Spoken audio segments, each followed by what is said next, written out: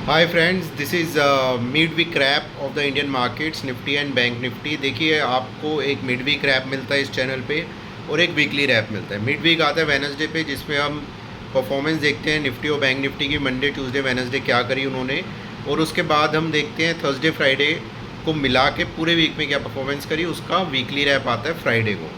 दोनों होते हैं शाम के 6 बजे अपलोड। आप जाइए, उसको देखिए और अच्छे से समझिए price behaviour, price action, indicator, divergence, option chain, market structure क्या कह रहा है, प्रोबेबिलिटी क्या है मार्केट के ऊपर जाने की कितनी प्रोबेबिलिटी है, नीचे जाने की कितनी प्रोबेबिलिटी है, साइडवेज रहने की कितनी प्रोबेबिलिटी है।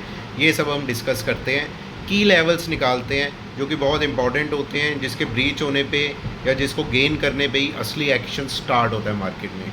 तो आप ये मिड वीक रिव्यू है, वेनसडे का है मिड वीक रैप और एक वीकली रैप आएगा। इन दोनों को ज़रूर देखिए। और अब हम जाएंगे चार्ट्स पे और वहाँ पे डिटेल में समझेंगे कि निफ्टी और बैंक निफ्टी ने आज बड़ी गड़बड़ कर दी है। अभी समझते हैं चार्ट पे।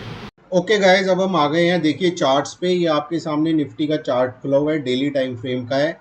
इस पे मैं थोड़ा सा आपका टाइम लेना चाहूँगा। देखिए निफ्टी अगर आप देखेंगे, निफ्टी ऑलमोस्ट आपका 12 मई से लेके 23 जून तक ये रेंज में था, लेकिन इसने ब्रेकआउट दिया यहाँ पे आपको।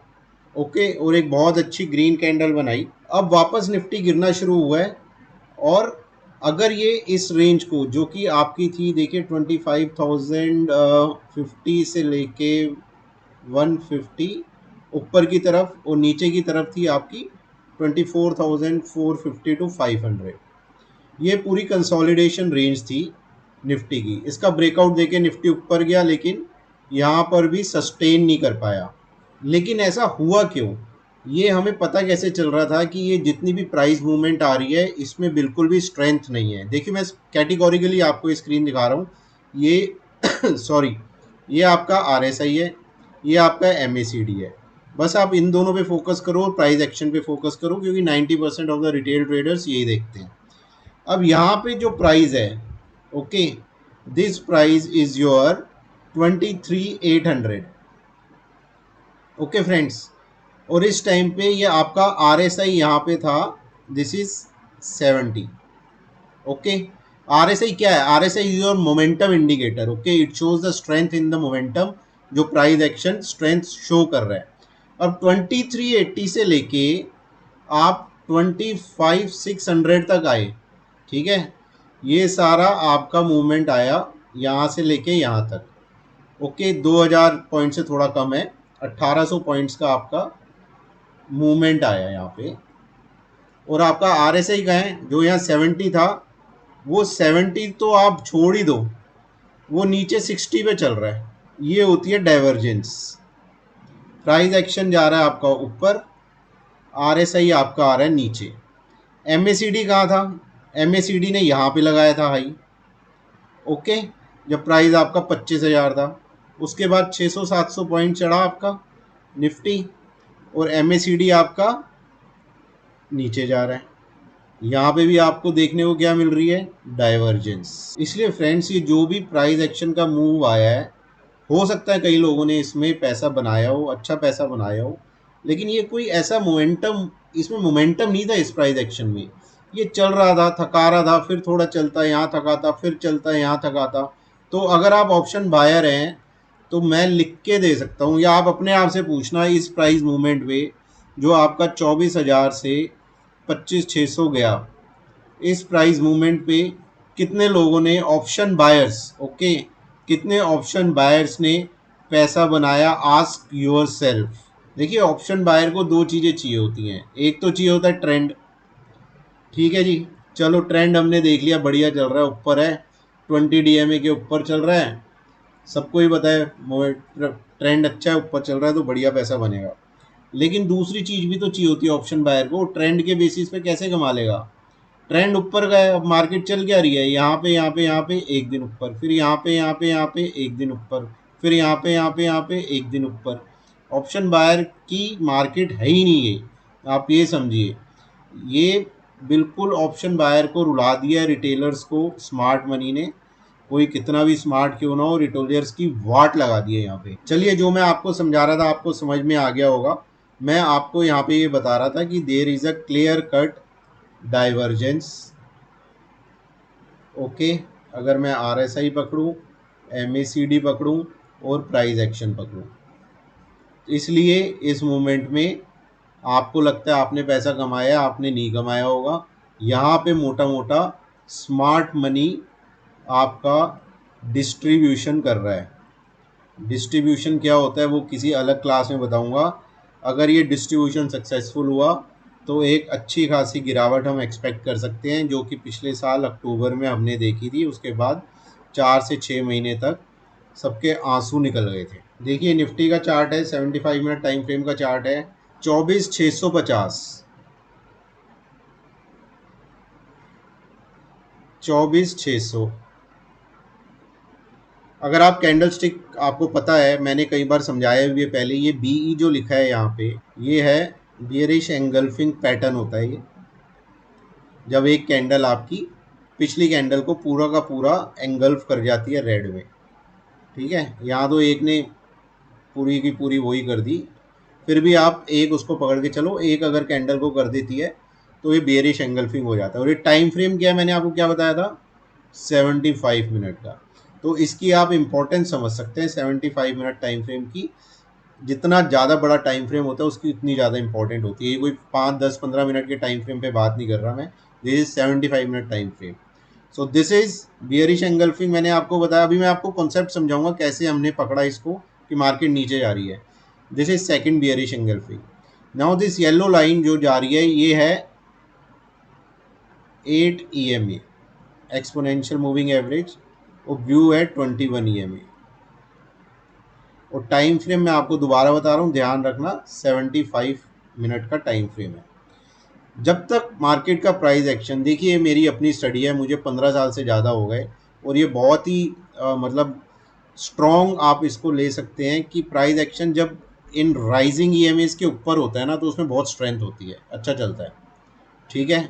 यहाँ पे बन गया बुलिश एंगल्फिंग, और ये 8 EMAs येलो वाली आप देखिए मुंडी टिल्ट होनी शुरू हो गई नीचे की तरफ, और ये प्राइस एक्शन ने पहला झटका दिया यहाँ पे, नीचे नीचे नीचे नीचे नीचे। फिर ये ATMA के आसपास घूमती रही, आज इसने ATMA को भी तोड़ दिया, सेकंड बियरिश एंगल्फिंग बना के, सॉरी बुलिश नहीं, बियरिश एंगल्फिंग। और इसने 8 को भी तोड़ा, 21 को भी तोड़ा, दोनों को तोड़ दिया। ओके, और एक और चीज़ जो मैं आपको बता रहा हूँ, निफ्टी का बहुत इंपॉर्टेंट सपोर्ट लेवल था नियर टर्म का, वो था ये, वो था आपका 25,475 से लेके 500। अब आप कहोगे ये कैसे आया, ये कैसे आया, ये मैंने आपको बताया बियरिश एंगल्फिंग और EMAs के बेसिस पे। अब ये 475 500 कैसे आया, देखिए इसके लिए आपको देखना पड़ेगा, पिछले 2-3 दिन का लो यही बन रहा था, इसके नीचे मार्केट नहीं जा रही थी। ओके, और यहीं पे ही हमारा 8 और 21 EMA भी आ रहा था, इसके नीचे इसने ब्रेकआउट दिया तो मैंने यहाँ पे शॉर्ट अपने ओपन कर दिए थे।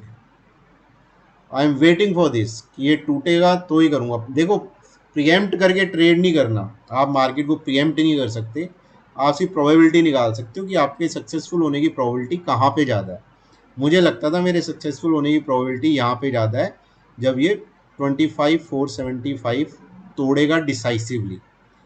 ये वर्ड बड़ा इंपॉर्टेंट होता है, इसको लाइफ में ध्यान रखना अगर स्टॉक मार्केट में ट्रेड करना है, डिसाइसिवली।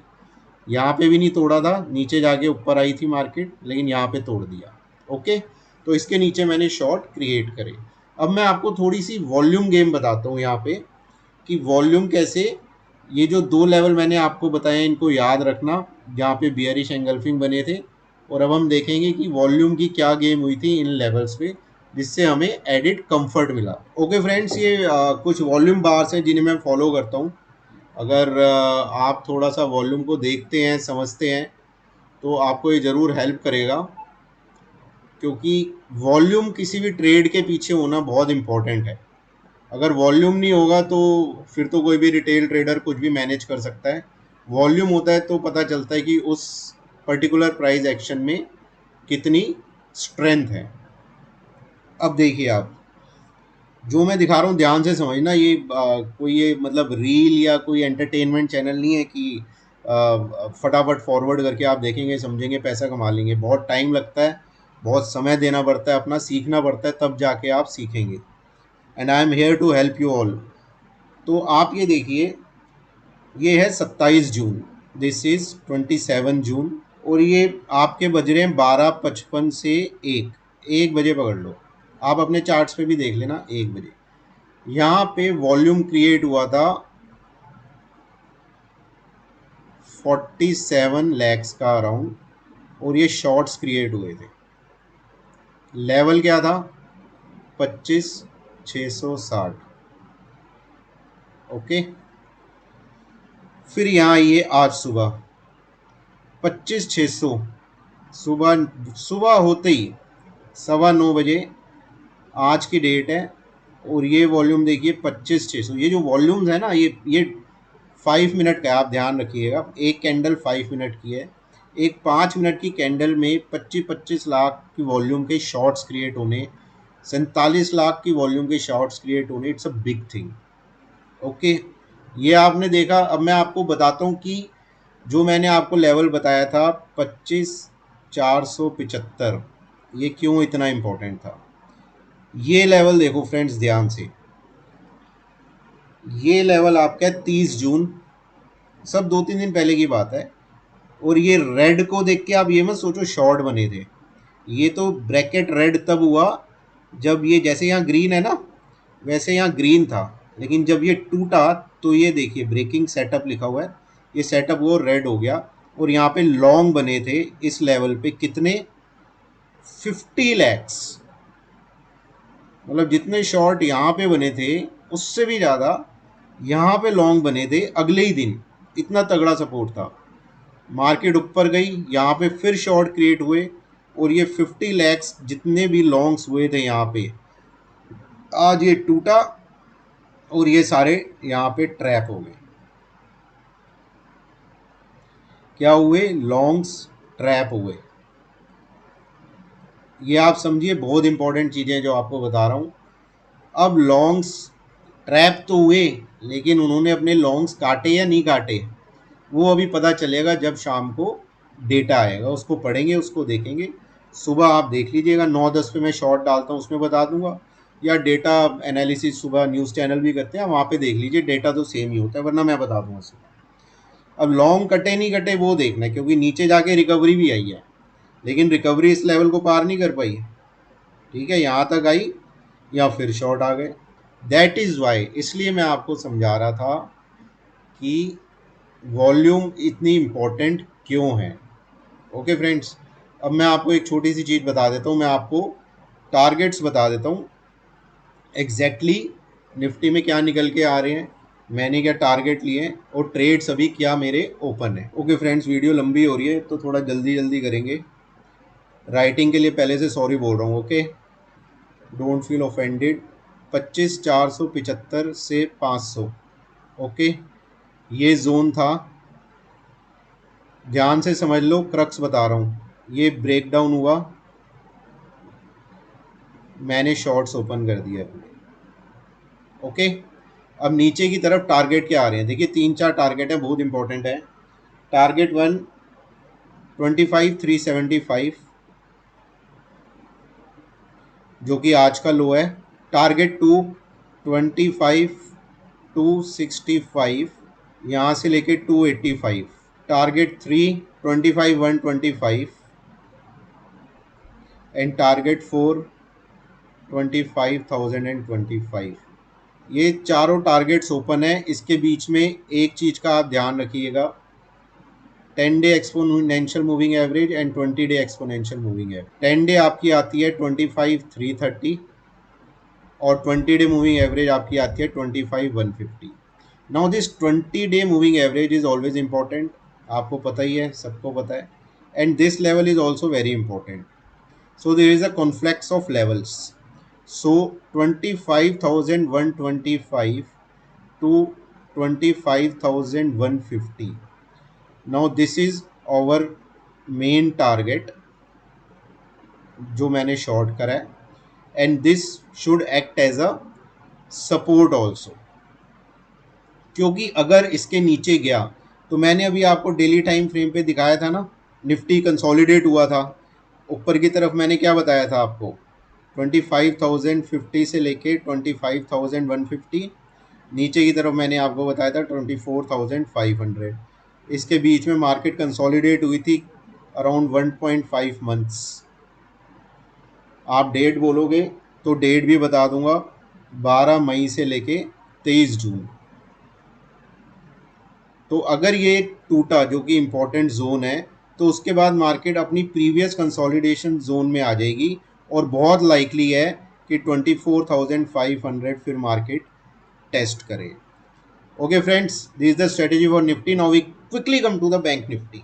ओके फ्रेंड्स, देखिए निफ्टी बैंक का डेली टाइम फ्रेम का चार्ट है। ये भी कंसोलिडेट हो रहा था उसी टाइम फ्रेम में जो मैंने निफ्टी का आपको पहले बताया था। ओके, उसी बीच में कंसोलिडेशन हो रहा था, एक बार ऊपर गया था, वापस रेंज में आया, फिर बाद में यहाँ के बाद इसने ब्रेकआउट दिया।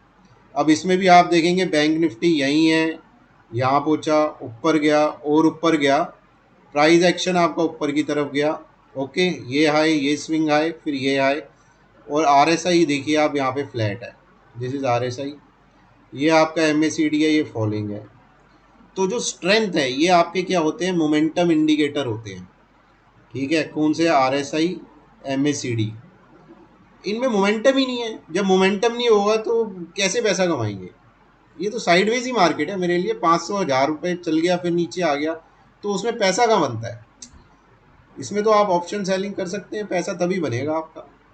ठीक है, अब देखिए मैं आपको बताता हूँ जल्दी से, क्विकली, लंबा हो रहा है वीडियो। जैसे निफ्टी में था 25,475, वैसे ही आपका बैंक निफ्टी में है 57,150। वो कौन सा जोन था, वो ये जोन था। ये आज टूटा, उसके नीचे गया, और देखिए बिल्कुल ये जो येलो लाइन आप देख रहे हैं, ये आपकी 10 DMA है।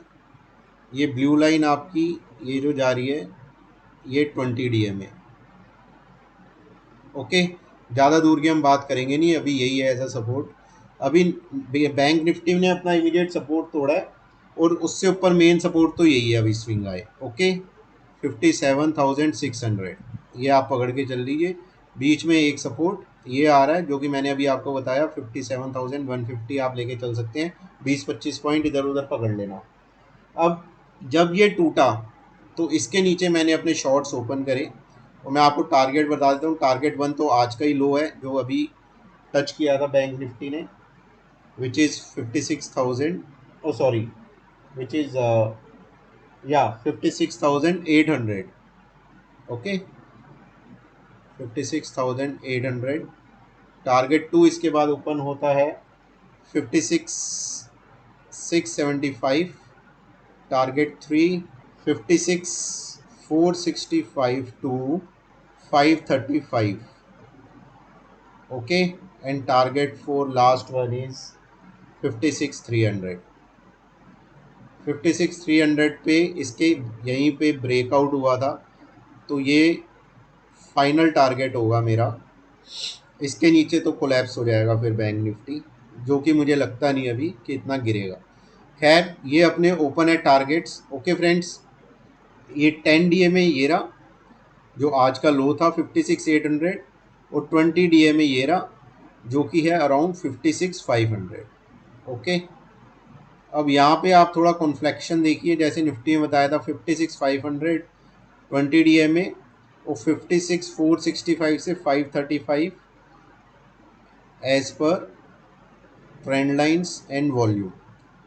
सो this level 56,465 to 56,535, this is very important zone. अगर मेरे हिसाब से अगर ये नीचे क्रैक हुआ तो फिर बैंक निफ्टी तो गया। ठीक है, तो अल्टीमेट टारगेट 56,300 भी हो सकता है, और ये भी होता है। यहाँ पे मैं बहुत अपना स्टॉप लॉस स्ट्रिक्ट कर दूंगा। अभी मेरी शॉर्ट पोजीशंस में स्टॉप लॉस यही है। निफ्टी में मैंने आपको बताया 25,475, और बैंक निफ्टी में 57,150, जो ये आज तोड़ा। जब ये नीचे जाना और शुरू होगा तब मैं अपना स्टॉप लॉस ट्रेल कर लूँगा। जैसे मैंने अभी आपको 75 मिनट टाइम फ्रेम दिखाया था, उसके ऊपर जो 21 EMA थी, उसको मैं as a trailing stop loss use करूँगा अगर मार्केट ज़्यादा नीचे गिरने लगेगी तो। ओके, वरना जो मैंने लेवल्स आपको बताए हैं अभी, वहाँ पे मैं अपना प्रॉफिट जो है वो बुक कर लूँगा। Okay friends, this is the simple midweek wrap of Nifty and bank Nifty. Hopefully आपको लेवल्स टारगेट सब अच्छे से समझ में आए होंगे। अगर आप चाहोगे तो मैं आपको इसका बैंक निफ्टी का भी वॉल्यूम का दिखा सकता हूँ। It will take just 1 minute only. देखिए बैंक निफ्टी में भी आप देखेंगे अगर, तो आपका अच्छा खासा वॉल्यूम आया हुआ है। जैसे निफ्टी में मैंने आपको बताया था शॉर्ट्स बने थे, बैंक निफ्टी में भी आप देखिए यहाँ पे आज सुबह शॉर्ट बने 11 लाख। बैंक निफ्टी में 11 lakhs is a big thing. कल यहाँ पे बने 21 लाख। और वो लेवल कहाँ से आया? 25, 175, 150, वो लेवल यहाँ से आया। ये ग्रीन बॉक्स था। ओके, ये रेड हो गया क्योंकि ये लेवल टूट गया। ये देखिए ब्रेक सपोर्ट हो गया। यहाँ कितने 62 लाख का वॉल्यूम था जिन्होंने लॉन्ग करे थे बैंक निफ्टी में। अभी लेवल टूटते ही वो सारे हो गए ट्रैप, जैसे निफ्टी में हुए थे। अब देखना ये है इन्होंने कवरिंग करी है या नहीं करी। अगर इन्होंने कवरिंग करी होती तो मेरे ख्याल से मार्केट इतनी ऊपर नहीं आती। अब ये कवर करने आएंगे अपने लॉन्ग्स जो ट्रैप हुए हैं। तो अभी शाम को डेटा आएगा तो उसको देखेंगे और फिर समझेंगे कि ट्रैप हुए हैं नहीं हुए, सॉरी कवरिंग करी है या नहीं करी। ओके फ्रेंड्स, तो ये दोनों था निफ्टी बैंक निफ्टी पे मिड वीक रिव्यू वेनेसडे को। और फ्राइडे को दोबारा आएंगे, तब डालेंगे पूरे वीक का वीकली रैप। ओके, चैनल पे आप आए, आपने देखा, आपको अच्छा लगा हो, इसको शेयर करिए, चैनल को सब्सक्राइब करिए, लाइक करिए। और कुछ भी समझ में नहीं आ रहा, कहीं कॉम्प्लेक्सिटी लग रही है आपको वॉल्यूम को लेके, चार्ट्स को लेके, इंडिकेटर्स को लेके, तो आप मेरे से 1 to 1 कमेंट में भी बात कर सकते हैं, या ईमेल आईडी है, मेरा व्हाट्सएप नंबर है, उस पर भी डिस्कस कर सकते हैं। थैंक्स वंस अगेन मेरे साथ बने रहने के लिए, and all the best for tomorrow trading.